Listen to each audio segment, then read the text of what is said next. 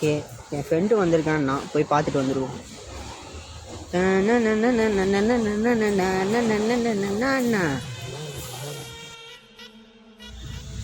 என்ன மச்சான் சொல்கிறா. என்னடா எப்படி இருக்க? ஒரு பிரச்சனை ஆயிடுச்சுடா. என்ன ஆச்சுடா? எல்லாம் ஒரு புறம்போக்கு நாயாலடா. இப்படிலாம் நடந்துக்க மாட்டியா நீ? என்னடா வெறி இதே பிடிச்சிச்சா? எனக்கு வெறி பிடிக்க ஒருத்தர் வச்சுட்டான்டா.